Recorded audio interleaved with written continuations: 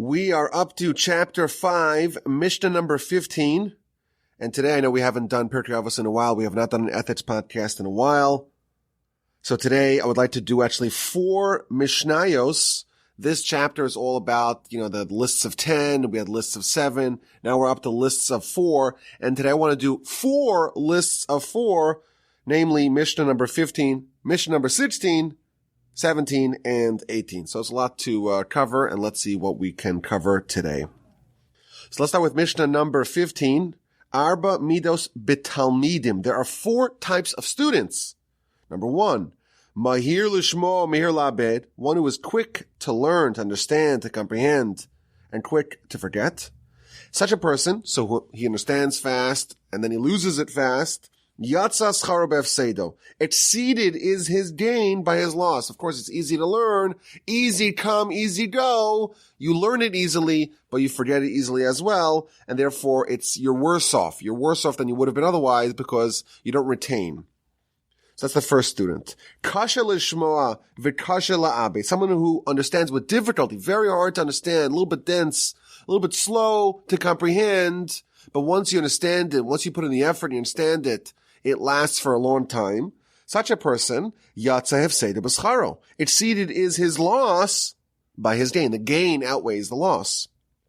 Okay, number 3. Mahir lishmo v'kasha la'abed. Someone who is just blessed with tremendous mental faculties, understands quickly, and forgets only very difficultly, meaning that retains it for a long time. Zeh chelak tov. This person was given a good portion. And finally, the 4th kind of student is kasha lishmoa, someone who understands only after great difficulty, after great effort. Umahir la'abed, but even then forgets it very easily. Zeh chelek ra. So these are the 4 kinds of students. Now, the commentaries will explain that this Mishnah, unlike the previous ones, this is not dealing with righteousness and wickedness. This is talking about the natural gifts that a person has endowed to them by their Creator. Everyone is endowed with different capacities and different mental capabilities. We can choose our genes. These are the innate abilities. We're given them naturally. It's a gift from the Almighty, and everyone's given a certain amount of intelligence. And of course, there's different kinds of intelligence, but the kinds of intelligence we're about is comprehension and retention. Those kinds of intelligence, it's not in our hands. And therefore, unlike the other Mishnayos that we've been talking about, unlike the other teachings we've been talking about, this particular one has nothing to do with righteousness or wickedness. This is not about being a pious person, being a good person. This is just the gifts that you have. It's given to you by the Almighty. It's not a measure of how good of a person you are. Now, it's interesting that we're talking about 4 kinds of students. This Mishnah, you would imagine, could have been talking about 4 kinds of more advanced adult scholars. This breakdown of the different kinds of intellectual abilities people have, well, that applies universally. There are students, of course, that fall into these 4 character types. And there are more veteran scholars that are also, you have some of them that are faster to comprehend, and some of them that forget easily, and some retain very well. It's interesting that our Mishnah frames the distribution of natural abilities specifically with respect to students, to Talmidim. Now, if you look a little bit later on in Mishnah number 17, it talks about those who go to study. It's not students, it's those who go to study. And Mishnah number 18, it talks about students who sit before the sages, meaning that they're more advanced students. And here, when it's talking about the natural abilities, the 4 kinds of minds that people are given relative to understanding and retaining, it seems to be talking about less established students. It's just the Talmidim. So why is our Mishnah referring specifically to younger students? So I want to suggest maybe an approach to understand this Mishnah. We're talking about natural gifts. We're talking about intelligence. We're talking about mental firepower. That's what we're talking about in this Mishnah. And everyone's given a certain amount. And it's basically genetic. It's what your genes say. You have no choice and no ability to influence it. But that is only if you are a young student. We are told that there are some things that you can do to augment your intellect, to expand your capacities, to sharpen your mind. The Torah is the one tool that allows us to upgrade our operating system, to upgrade our mental faculties. We just had this past week, we had Simchas Torah, with the celebration of the completion of the Torah. And in our shul, as is done by many shuls worldwide, we have a celebration. Take our Torah scrolls out of the ark, and we dance with them for hours and hours and hours. And we make 7 circuits around the bima. We started davening, we started praying at around 9-ish. We didn't get home till 4 in the afternoon. Basically as long as Yom Kippur. But it's very different. There's a lot of exuberance, and there's a lot of dancing, and kids being thrown up into the air, and everyone being given satchels of candy. But the first song that we sang on Simchas Torah is from a verse in Scripture, a verse in chapter 19 of Psalms, and this is a verse lauding the Torah. And we say, Torah's Hashem Temima. The Torah of God is perfect. Meshivas Nafesh, it makes us calm, it makes us easygoing. And the next verse, or the next part of the verse, and the next part of the song, is Eidus Hashem. The testimony of God is ne'emana, is trustworthy. And then we say, Machtimas Pesi, which means it makes the fool wise. We have here a verse in Scripture that's telling us that via Torah study, we could take a fool and make them wise. We can upgrade the intelligence. They sing this song so many times, so frequently. I was thinking one year to get, like to have when you go into Costco, they have someone who's counting all the people. So everyone who comes in, they count it to see how many people, how many customers are coming in every day.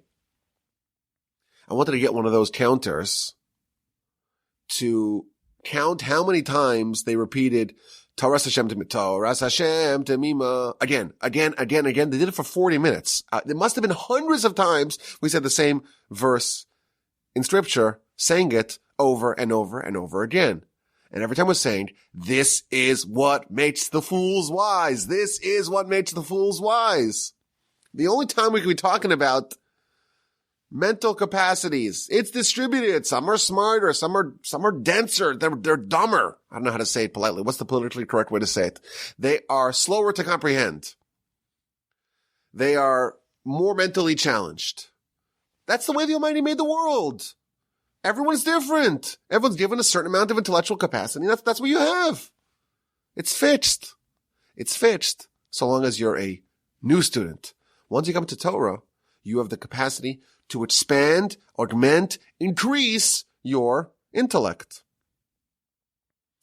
In fact, the Sefer HaChinuch, the book that we are using in our mitzvah discussion to guide us through the mitzvos, in his introduction, he asked the question, why do we have Torah?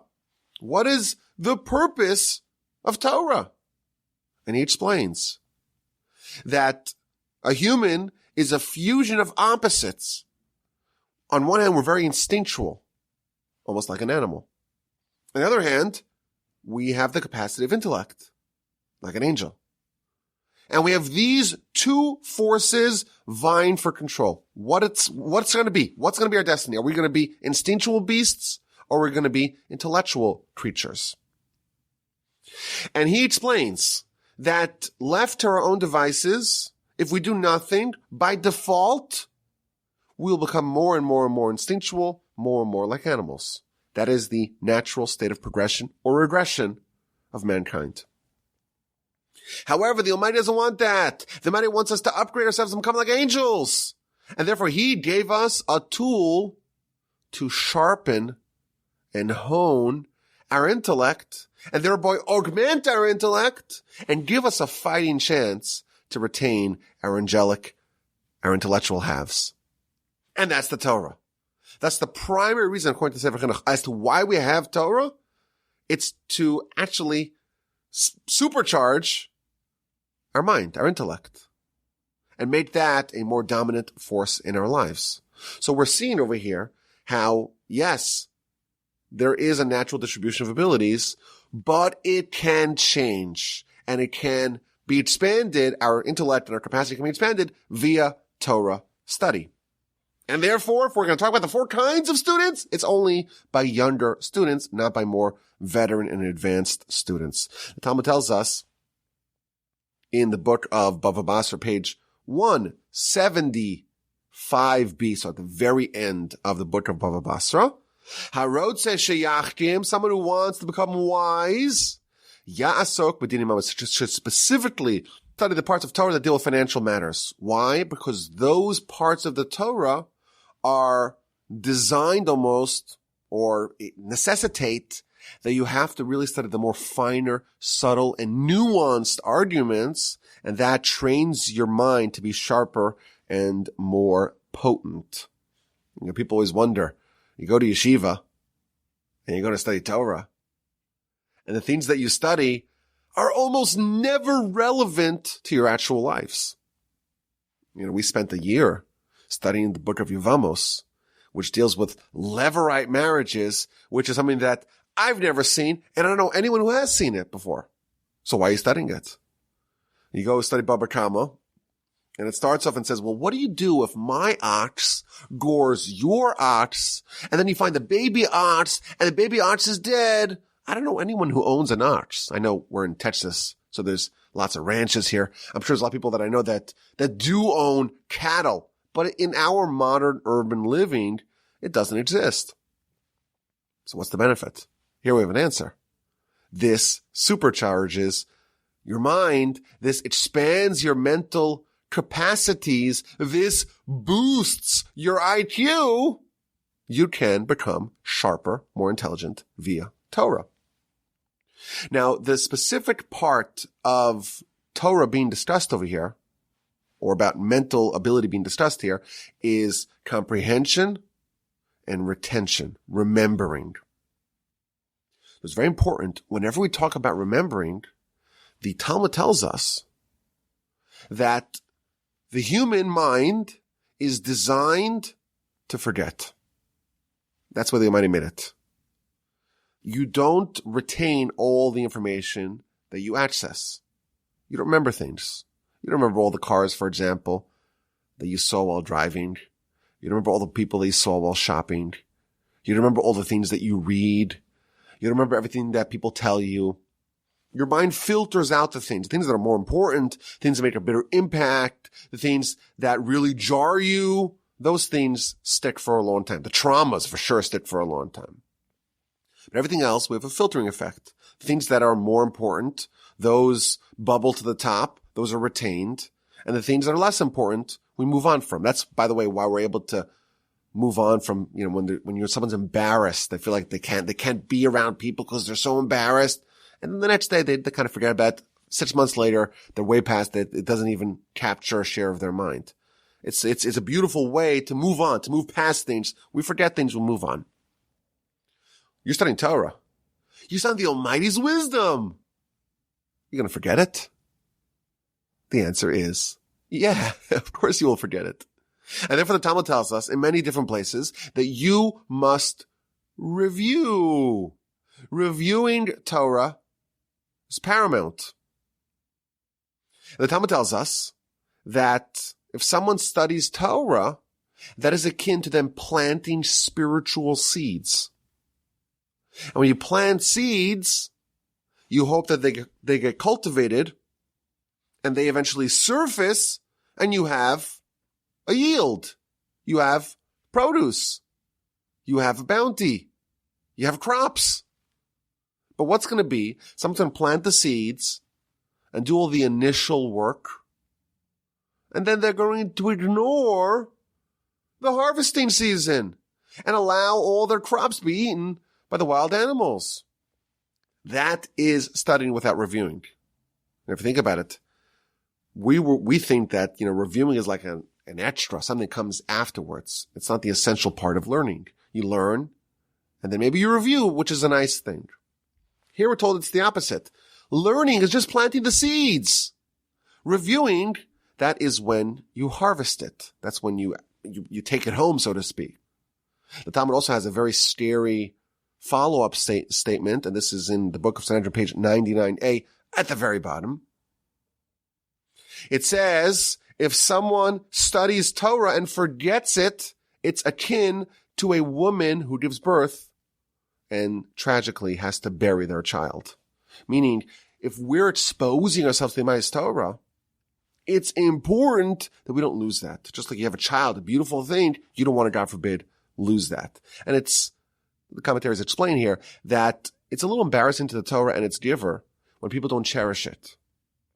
If you buy a Rolex and you want to wear it proudly, you don't just leave it around. You put it in a safe. You make sure that you always know where it is. You have Torah. It's more valuable than a Rolex. Could you believe that? It's more valuable. You want to retain it, and the way you treat it after you already have it, you've accessed it now. How do you treat it now? That demonstrates, that exhibits the kind of relationship that you have with it. Now, the commentaries tell us that when we study Torah, we must review many times. For example, I was always told in yeshiva, you study Talmud, the first time is not even studying. Second time also not. You have to study a minimum of 4 times, i.e. study once, review 3 times. Only then is it considered studying. I remember in yeshiva I was told, if we look at a standard page of Talmud, you have the Rashi commentary on the inner margins. You have the Tosfos commentary on the outer margins. And in the middle, you have the actual body of the text of the Mishnah and of the Talmud. And if you look at a standard page of Talmud, on the top, where you have the Rashi and the Tosfos commentary, there's always 4 lines of commentary before you have the main body of the text of the Talmud. And that is supposed to be symbolic, I was told, that you must study a minimum of 4 times before you move on, or else you have no chance to remember it. So 4 times, that's the minimum.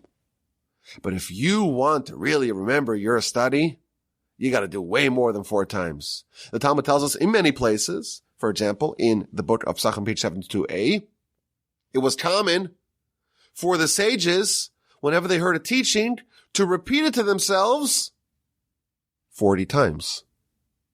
40 times. You repeat it 40 times, you'll remember it. And then we get to the Talmud in the book of Chagiga, page 9b. And the Talmud there says, it is incomparable when someone studies and reviews 100 times. That's totally incomparable to someone who studies and reviews 101 times. 100 times is great, but it's nothing like reviewing 101 times. And this is a very specific number. And the Kabbalists explain that the angel who oversees Torah, his name is Michael, and the gematria of the name Michael is 101, and that's when you study 101 times, you are actualizing the power of this angel, and you're going to be sure that you're never going to forget. There's like a guarantee. You review something 101 times, you will never forget it. In fact, there's many indications and signs and symbols to the power of the review of 101 times. So, for example, we just read in the end of the Torah, Torah tziva lanu Moshe. Torah was commanded to us by Moshe. The word tziva is a tzaddik, and then a vav, and then a hey. Tzaddik is 90, vav is 6, hey is 5. 90 plus 6 plus 5 is 101. When Moshe taught us the Torah originally, he also taught it to us 101 times. Now listen to this. This is from the Kli Yakar, one of the great commentaries on the Torah. He says the Hebrew word for remember, zachar, well, the gematria, the numerical value of that word, the zayin, zachar, zayin is 7, the chaf is 20, the resh is 200. So that's 227. And the word for forget in Hebrew is shachach. Shin is 300. The chaf is again 20. And the ches is 8, 328. What is the difference between remembering and forgetting? 227 and 328. It's 101. If you want to be sure, you want to be guaranteed you won't forget something forever, study it, review it 101 times. The great leader of world Jewry, the Gaon of Vilna, his primary student, came to him at the age of 19 and says, I studied an entire order of Talmud 19 times, but I don't remember it. He says, 19 times? You just didn't start it. You just didn't warmed up. Even 101 times, that's not the end. You got to do it even more. You got a whole life to continue studying because you're fighting against the headwinds of forgetfulness. So what do we see here? We have a Mishnah here that's telling us there's a distribution of intelligence. Some people comprehend really fast. For some people, it takes a long time. Everyone is bound to forget, some faster than others. And we're told here that there are ways around this. There are ways to circumvent the natural order of forgetfulness. Namely, you can empower your mind with Torah study in general, and specifically with respect to avoiding forgetfulness. We have the tried and true ways. Review it 101 times, and you will not forget it. Now, this Mishnah is a little bit of a mystery. Everyone has to study Torah. Everyone. If you're bright, if you're less so, everyone has to study Torah. There's no carve out and says, well, you know what? You don't quite have the ability to do it, and therefore it's for someone else. Everyone has to study Torah, whether you're gifted or not. So what is the practical takeaway? What difference does it make whether or not someone is gifted or less gifted or brighter, comprehend faster, slower, forgetfulness, retain the information for longer? What difference does it make to know that there's 4 kinds of students? There's the really gifted one, the prodigy, understands it really fast, retains it for a very long time. And then you have the one who unfortunately got the poor end of the stick, really difficult to comprehend, and forgets really easily. And then you have the average ones. One guy remembers really well, but it takes a long time to acquire that. One forgets really fast, but at least the comprehension is fast. What difference does it make? Who cares? Who cares? Everyone has to learn and study Torah regardless. What is the practical difference of this Mishnah? So the commentaries tell us, this is found in many of the commentaries. It tells us like this, which I find really interesting. Suppose you have limited resources. You have scarce resources. And there's 2 kids. And you only have enough resources for one of them. What do? Which one of them takes priority? Which one do you send to yeshiva? The answer is you send the one who is more gifted. You take the one who has more gifts, who has a greater potential for greatness, and that's the one that gets prioritized over the one with weaker gifts. I think this is important because, of course, we, as a nation, we believe in education more than any other people. That's the one obsession that has remained constant throughout Jewish history. The idea of universal literacy and universal education was always true by us. But even so, we believe in prioritizing the gifted. We believe in having gifted programs, even though it's going to exclude other people, because we believe that when the Almighty gives someone more ability, it demands a greater achievement. Not everyone's the same. We don't believe that everyone is identical. Everyone's individual. Everyone's personalized. And when the Almighty endows someone with a tremendous amount of gifts, that demands that their output be commensurate to their gifts. The great Rabbi Israel Salanter, the giant of the Musar movement and of the 19th century, he once made the following statement. I have the mind of 1,000 men. It sounds like it's a very arrogant thing to say. It's what we would say. But no, the Almighty gave him a gift of incredible raw brain power. I have the mind of 1,000 men, and therefore I have the responsibility of 1,000 men. This person's not created equal. They're not created equal. No, one person was given 1,000 times the responsibility of the other person. And this is a critical idea. We shouldn't be measuring ourselves against other people. We have to measure ourselves against ourselves. What are you capable of? Don't measure yourself against the mediocrity of everyone else. And therefore, if there's someone that has those gifts, it's imperative, if we only have scarce resources, we should invest more in the person capable of doing the output of 1,000 men over the person who's just an average Joe. We do believe in having a gifted program. This today, I think, is becoming a little bit more controversial here because, equality is triumphing overall. There are some cities, for example, in the United States, that have shelved their gifted programs. I think it's a big mistake because, again, the Almighty creates people differently and has different expectations of different people. And when someone is gifted, it's a gift from the Almighty, as the term suggests.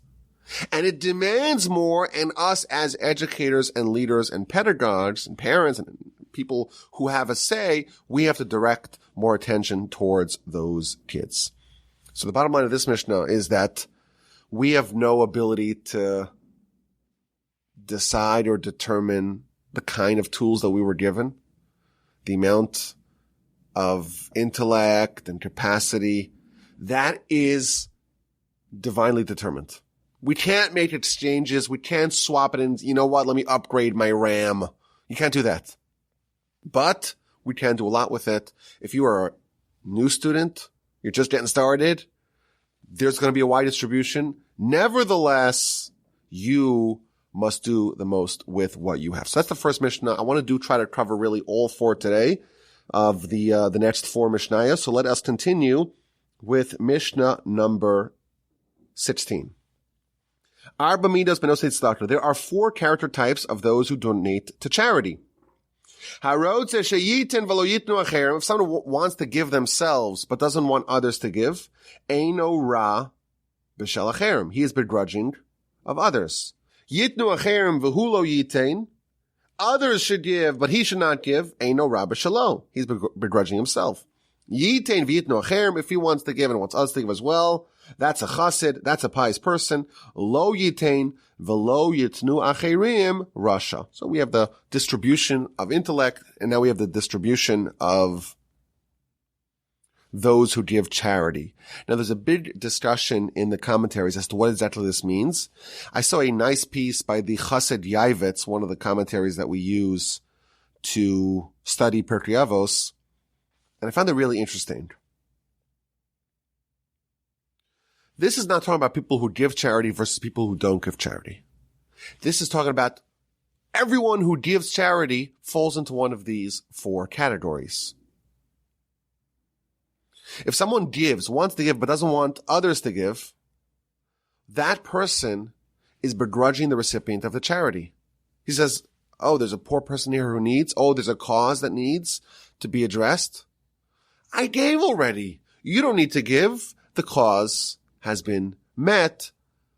The poor person has been covered. You don't need to give. If a person says that other people should give, but I'm not going to give, other people already gave, I don't need to give. And then you have someone who doesn't judge the cause or the poor person so critically. He says, others give, I'm going to give nonetheless. I give, you should give nonetheless. Don't be, this is the chassid, this is the pious person, don't be so on top of the affairs of the person you're giving or the cause you're giving to and say, oh, they have enough. No, give as much as you're able to give and be generous and let the people who need, let them figure out what to do with the surplus. And finally, you have the Rasha, the wicked one, someone who does give charity, but you have to prove to them that you are destitute, that you are on the verge of starvation, on the verge of collapse, and only then are they willing to give you. And that is the worst kind of charity given. So charity given of all types is praiseworthy, but here we're told that there's different ways that the giver can view the recipient. You could say, well, what do they actually need? Let me give them that and not a cent more. Oh, someone else gave? I'm off the hook. Oh, I gave? You're off the hook. That's not so great. Person's giving, person wants others to give, but the person's still overseeing, so to speak, a little bit too critically the needs of others.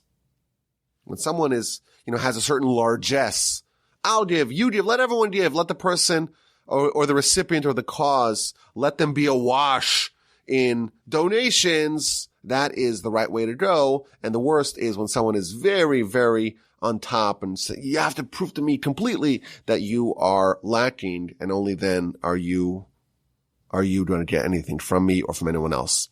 The Talmud actually says, this is something people find very controversial. The Torah says that we are obligated to give charity to the poor people. It's not something which is above and beyond. Oh, it's generosity. It's a mitzvah in the Torah. It's one of the 613 mitzvahs to give charity. In fact, Talmud says it's a mitzvah that it's equal to all 613 mitzvahs combined. It's a very central mitzvah. Now, how much am I supposed to give? So the Torah says, "Dei machsoro asher yachsar lo," which means whatever the person needs. And this is individual, we are told. And the Talmud gives an example. There was a rich person, and the rich person used to have a chariot with runners, with 16 horses. They were a rich person. They traveled in style in a limousine of old. And now, unfortunately, they lost their money and they're poor. Says the Talmud, it is proper for me to pay for his limousine, because that's what they're used to. That's what they need. They become accustomed to a life of luxury, and paying for their luxury is my charity. I don't have a limousine. Doesn't matter. My mitzvah is to pay for what they need, what they have grown accustomed to, what they are acculturated to. And even though it sounds strange to us, because we think of charity as like, okay, make sure they have enough food to eat, make sure that the operations can go. But no, I have to find whatever they're lacking, and that could be very individualistic. That's very subjective. So they could have very expensive tastes, and I could legitimately say, hey, don't bring your expensive tastes to my charity. But no, Torah says, even their expensive tastes, that can be very legitimate charity. Now, I saw a nice piece on this particular Mishnah. It's not really relevant to this Mishnah in general, even though this Mishnah is talking about the various challenges that people have with giving charity and the various different calculations that people tend to make. So it is germane. But there's a concept that's called an evil inclination exchange. Now, what does that mean? So we all have, of course, an evil inclination. We call it a Yetzer Hara. We all have a Yetzer Hara. And the Yetzer Hara is determined, dead set, hell-bent on getting us to not do any mitzvos. That's its job. In fact, it's actually an angel. It's an angel appointed by God to make life and spiritual advancement very difficult for us. Well, okay, how are we supposed to navigate that? How are we supposed to avoid that? How are we supposed to circumvent the fact that we have a very powerful angel that's trying to stunt our spiritual growth? So one of the ways that we can do that, one of the tools in our arsenal, is the evil inclination exchange. What that means is that you exchange a minor concession for a major triumph. It's almost like a strategic retreat where you're kind of giving a little bit to the enemy, but you're taking a lot more in return. Very clever tactics being described here. So let's say someone is very stingy. They're very stimpy on giving. Giving is very difficult for them. That's the Yetzer Hara. The Yetzer Hara doesn't want them to be charitable, wants them to be, less generous, wants to be a bit more miserly. And the Yetzer Hara says to them, convinces them, well, if you worked so hard for this money, it was so difficult for you to earn it, and now you're going to give it to this person or this cause.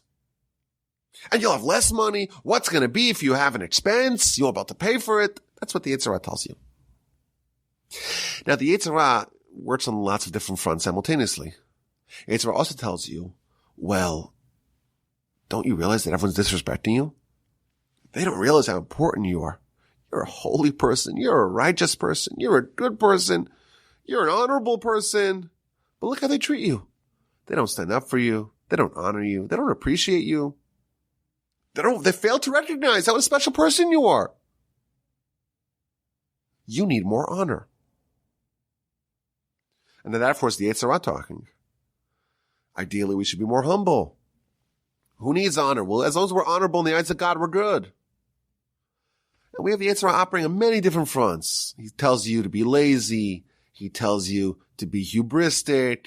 He tells you to not do any mitzvos. He tells you how special you already are. Don't you know how hard you're already working? A clever way to fight the Yetzer Hara is to force the Yetzer Hara to concede to your position because you say, hey, that's what you want.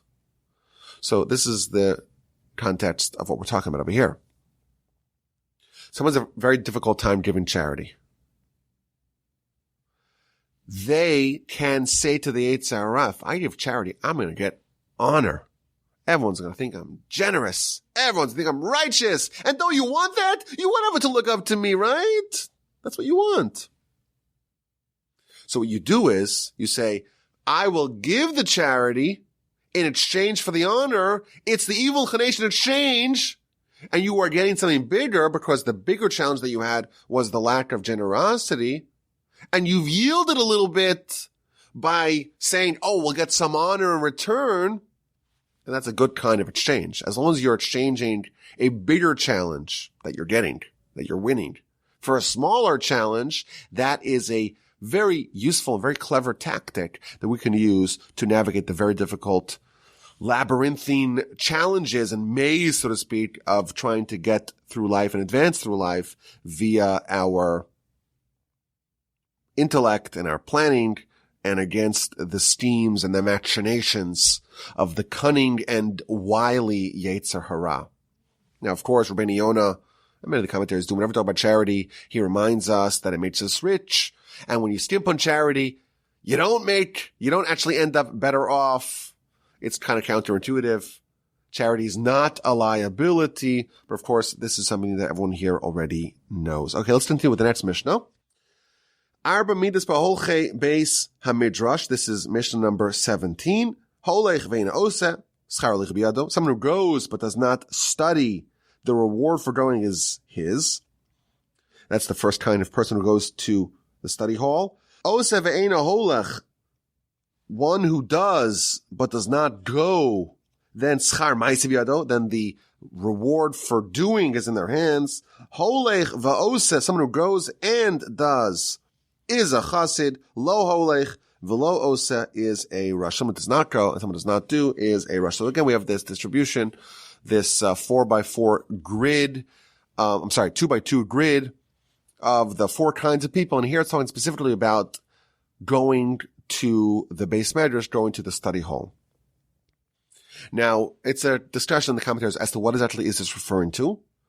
Rabbeinu Yonah says something very interesting. If you read this Mishnah simply, it seems to imply when someone goes to study but doesn't do, that means that they don't actualize, they don't put into action what they studied. Someone like that, says Rabbeinu Yonah, that's not even part of the discussion here. If someone goes and studies laws, and they go to the Beis Medrash, they go to the study hall, and they study the laws, and they find out what the Torah wants, and then they deliberately violate it, says Rabbeinu Yonah, quoting from the Talmud and the Jerusalem Talmud, someone like that, it's better that they never exist. Someone like that is so corrupt, we're not even talking about that kind of person. What it means is like this. You go to study, and you discover something, you learn something. Now you have been activated, and now you must be on the prowl, on the lookout for an opportunity to actualize what you learn. And therefore, if someone goes and they study, but they don't pursue that opportunity, they don't say, well, how to make this relevant to me? Where can I find in my life that I can improve upon what I learned?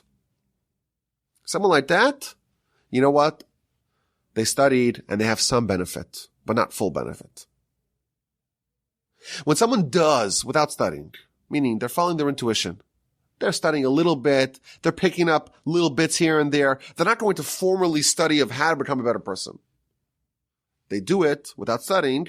There's going to be all kinds of gaps in their knowledge. There's going to be holes and flaws in their knowledge because they haven't studied. But nevertheless, the fact that they're doing good things, that will accrue to their benefit. Ideally, someone should be someone who goes to study, who says, okay, what does the Almighty want of me? What are my responsibilities? What must I accomplish? What are the good things that I should adopt and adhere to? What are the bad things that I should avoid? How do I live a good moral life? How do I make sure that when I return my soul to my Creator, I can say with pride, I did what you asked me to do. I have perfected myself and the world around me. I've been an asset to your cause, not a liability. That's the objective of the righteous. Not only that, once you know you've added to your knowledge base, now you say, okay, where can I improve? You're constantly monitoring yourself and saying, where can I improve? I know that. Okay, well, where can I plug in this bit of knowledge? Where can I plug in that bit of knowledge? How can I implement what I've studied? And finally, the worst of this is someone who is not interested in that, doesn't care about that at all, and even what they know, they do not do. And someone like that, of course, is the wicked person. And finally, we have the final Mishnah of the quartet. The quartet, the 4 of 4. This is Mishnah number 18. Arba midos biyoshvim lifnei hachachamim. There are 4 kinds of people who sit in front of the sages. This is talking about more advanced students who are already in the process of becoming teachers themselves. There is a sfod, a sponge, umashpech, and a funnel, mishameres, a strainer, v'nafa, and a sieve. These are all things that things come in and things come out. But the way they actually absorb, assimilate, and then disgorge the information is very different. Sfod, the first one, the sponge, shehu sofed esakol, they absorb everything. A mashpech, a funnel, shemachnis bezu mot bezu. Mashpech, a funnel is very simple. It's got a hole on one side, hole on the other side. Nothing really stands, nothing really remains inside. In one ear, out the other, and nothing is retained. Mishameres, a strainer, shemotzia es hayayin, it lets through the wine, v'koletes es hashmarim, and it retains the sediments. And finally, a sieve, shemotzia es hakemach, it lets the flour go out, v'koletes es hasoles, and it retains the soles, which is the good kind of flour. Now, the commentaries all disagree as to exactly how we break down this Mishnah. What's the best? What's the worst? Everyone seems to agree that the funnel, for example, is someone who retains nothing. In one ear, out the other. They're absorbing the Torah from their master, but what they teach, it just kind of falls right through it. It doesn't get the opportunity to be developed internally, to be absorbed internally. Maybe they could puppet over what they heard, but they really haven't acquired the knowledge and they're not really a good candidate to teach it. But it's actually which one of them is the best and which is the worst. It's a dispute. I want to go with the Ruach Chaim, with the commentary of the Ruach Chaim. I found it really interesting. He says that a sponge, of course, that absorbs everything. All liquids can be absorbed into one sponge. And then you take that sponge and you give it a little squeeze.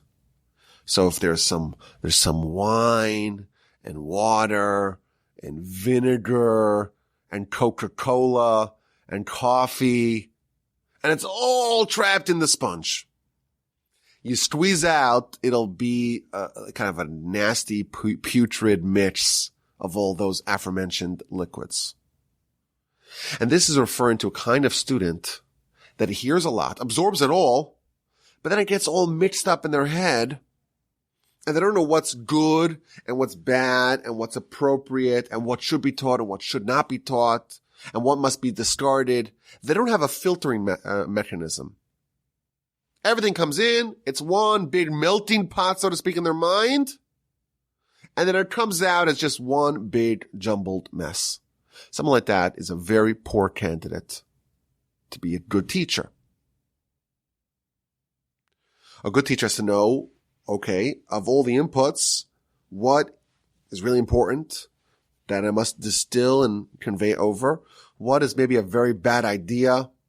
Something which is maybe even heretical, something which is poorly thought out, that must be discarded. You have to be able to separate all those inputs to be able to teach it over properly. And then we have the funnel. Funnels in one ear, out the other. This is someone who maybe could say over verbatim what was taught, but it never landed within them. Funnel just goes in and right away out. Such a person, they forget right away, and it never really sits within them. Also a terrible candidate to teach. Now, this person, of course, is not going to be mixing the different liquids. It just comes in one right at the other. There is no process of assimilation of all these different ideas. So to a certain extent, this person is better than the sponge. To a certain extent, the person is worse, not retaining anything.